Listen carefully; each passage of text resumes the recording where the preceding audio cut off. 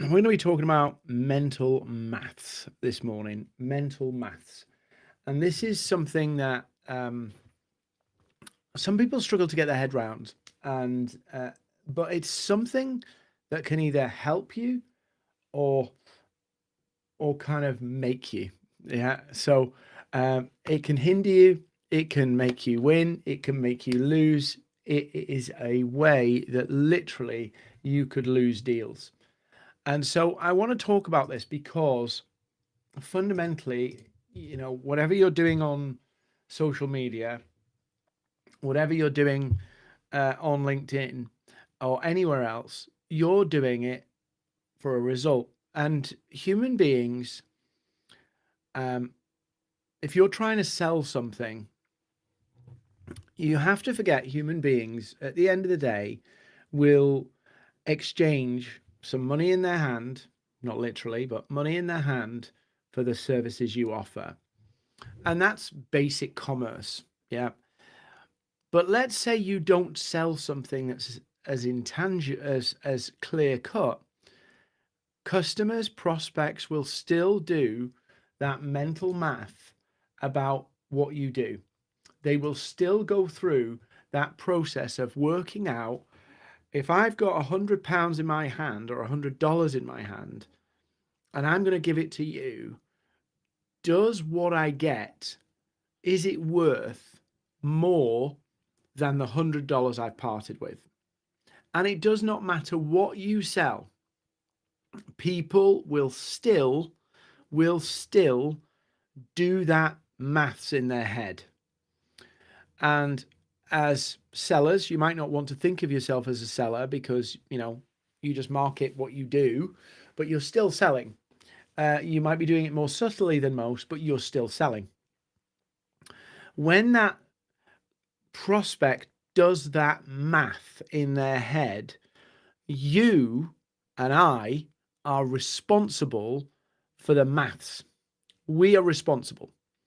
You see, sure, we can't twist people's arms to buy. We can't force people to buy.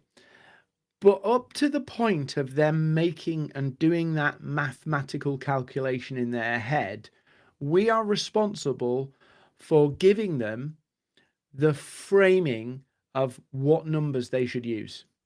So let me give you an example. Let's say I sell coaching. Yeah, that's an easy one.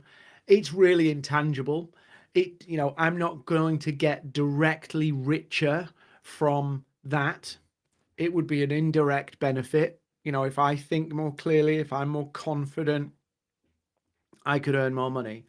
So I have to position what I'm selling, my coaching, so that people can see clearly how, if this engagement is successful, it will yield a bigger return for them. Now, that's money for an example, but they will weigh up their confidence increase against how much I'm going to charge. It does not matter that, you know, uh, uh, I've got a really good process. At the end of the day, they're going to go, you're asking me for $1,000. This is going to cost me $1,000. Will I be $1,000 better off by doing this? But they go one step further than that. So there's the first set of maths is, will I be at least $1,000 better off? Yeah, or $3,000 or $5,000 better off. I always encourage people to think about, if your service isn't helping people see that they're 10 times better off than their investment, it's probably not. It's on the fence. It's on the fence. So if they're not $1,000 better off, $10,000 better off, they're going to sit on the fence. Because the other thing they will do is they will assume, to some degree, it won't work as good for them as it worked for other people. And so that $10,000 might get chopped in half mentally to like $5,000. So does it make sense to buy if half of your promise isn't delivered? Half of the outcome they expect isn't delivered. And this is how we make something easy for people to buy. because they will do those calculations in their head and they will work it out for themselves. And so our responsibility is to make sure the value of it, the mental arithmetic, is clear for them, but also that we've got supporting evidence that gives them confidence it will work just as good for them as it worked for other people. So all of this social proof we're putting out and all of this content that we're putting out has to reinforce the mental maths of this makes sense for me to give you my $1,000 to get whatever you're offering. And one of the other equations that people are going to work out in their own head is, do I need to do this now? Do I need to do this now? Now, this is just what we call the cost of inaction. And it's a real simple thing is, why do it now? If there's no urgency to do it now, I might as well wait. I can keep the money in my pocket and I don't need to do anything. And that's usually about people being in their comfort zones. And when people are in their comfort zones, they assume that the status quo will continue. They assume that because they've been all right so far, they'll continue to be okay. And so again, it's our responsibility to wake people up to that delusion. And it is a delusion, by the way. You know, it is a delusion to think that things will always continue as they are. You know, in around 2022, I had a team of I think about 10 copywriters. 10. I don't have anywhere near that many copywriters anymore because AI came along and basically made that role almost unnecessary. Now, many of them have gone on and got new roles and, you know, done different things. But we can assume that, you know, copywriting is going to be around forever. We're always going to need copywriting. And then something comes into the market and goes, yeah, you don't kind of need that as much anymore. Or you need it for specialist things, but most of the day-to-day stuff you can now do yourself. Copywriters didn't go, oh, do you know what? I'm going to just rough it out. They were comfortable and didn't realize that that was going to come along, and now they've had to adapt. This is what happens to us all. We assume the status quo will just keep going, when actually standing still is deterioration. And so our clients, our prospective clients, will sometimes do the maths of going, well, I'm okay at the moment. Why do I need to do it right now? If you're not addressing that cost of inaction, if you're not talking about it, if you're not sharing it, you will leave people in their comfort zones. And when it comes to let go of that $1,000 and give it to you, that calculation of, well, do I really need to do this now, or can I wait? Can I put this off? Maybe more important, at work changes. Why? And that now, because it's actually them see that cost not doing stack this and a question I think it is message to address. It's better. What if I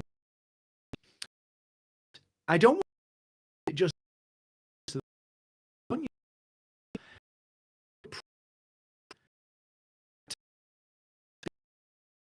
then you this true somebody service what and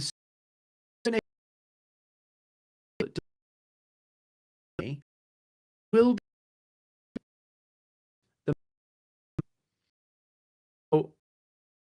the number of people what I actually make against them. You have to go. You have to show the worth of that, and that's more than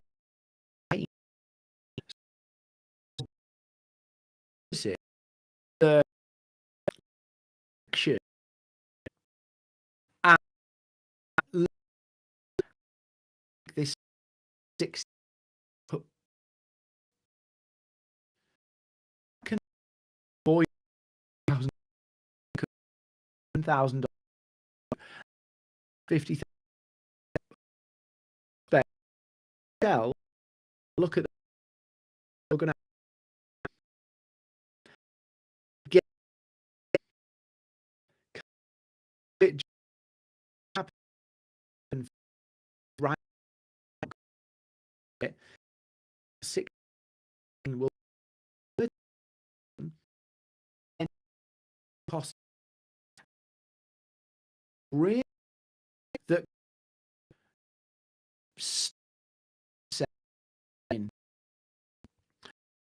not thinking enough in a offer mentally. So means I'm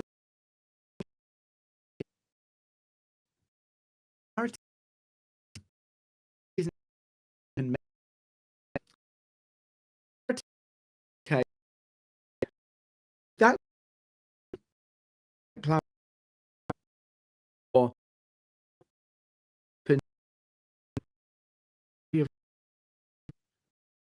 um clap clap clap or link that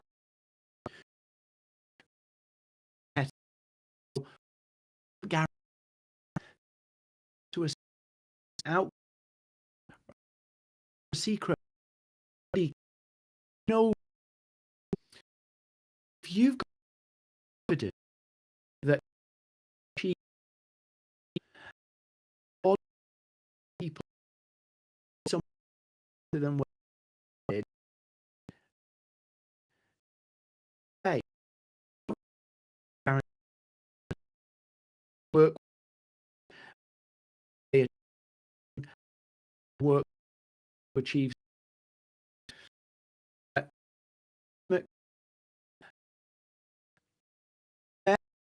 because very often uh, clients to be guaranteed they've process do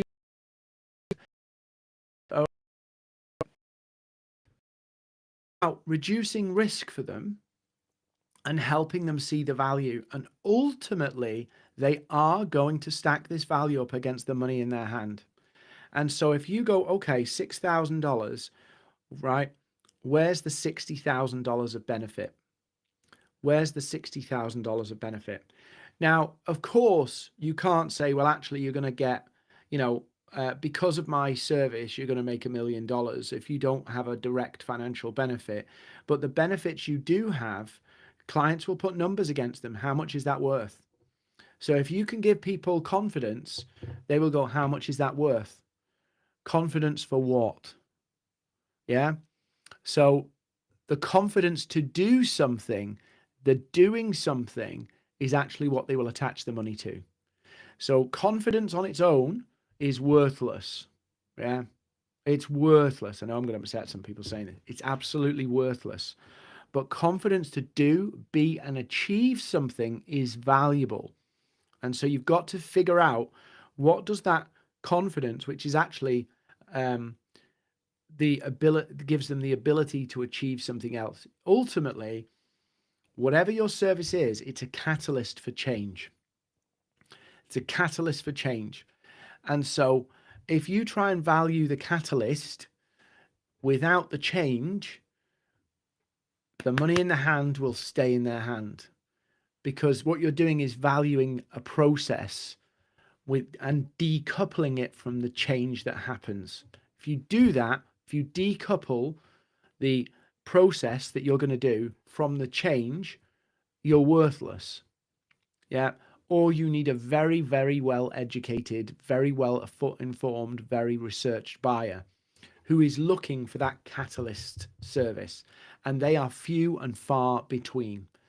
At any given time, there are, I think it's about 3% of the market, your market. This is an average stat. Some people say 5%, but it's around that number. It's a tiny amount of people who are kind of investigating solutions. In other words, they've gone through the journey and they're now looking at what's the best way for us to achieve that outcome.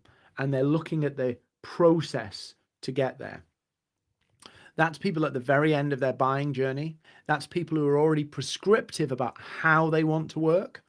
If you actually couple up your process to outcomes, it's easier to show the value and you will get more leads earlier in the buying journey.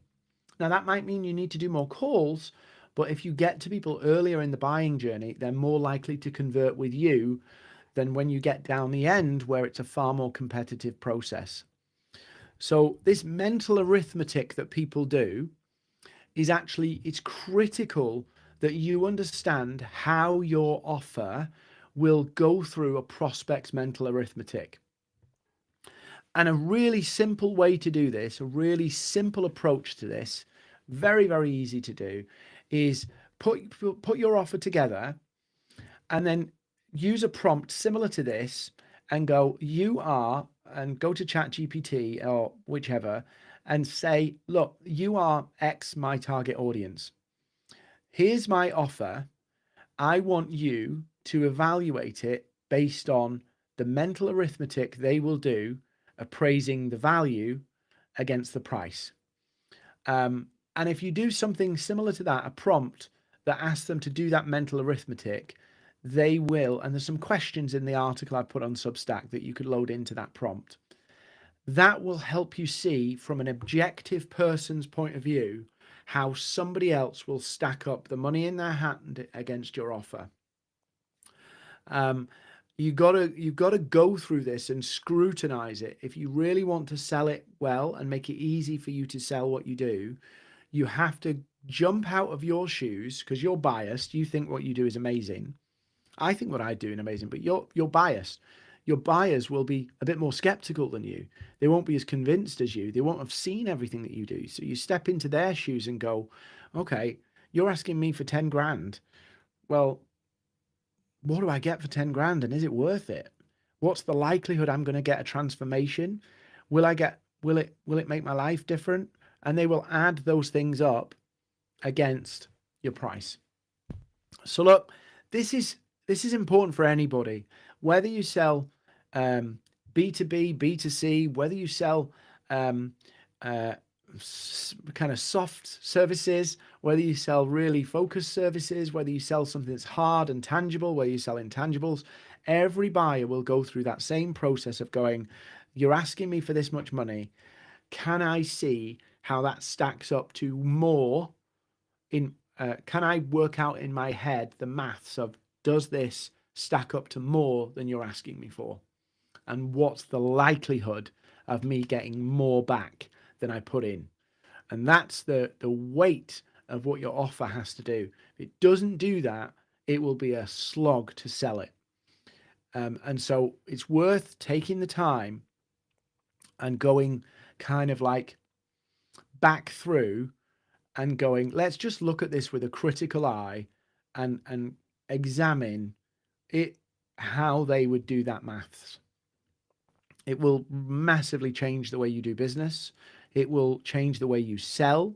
It will change the way you produce content, because now you'll be thinking about, how do I show that mental arithmetic? How do I create those things to latch onto for people to add up? It will change the way you do business, and it will make it easier for you to sell your offer. Right, I'm done for the day. Thank you for watching. Thank you for joining me. If you like this stuff, please let me know so I do more of it. I just want to come with little thoughts that they're quite hard to just throw out in a post, and I'm more comfortable with the live format. as well. So if you enjoy me doing this stuff, please let me know and I'll do more of it. And if you want any particular topics covered, or you think I'd love to know your take on this, just drop me a message, and happy to share more.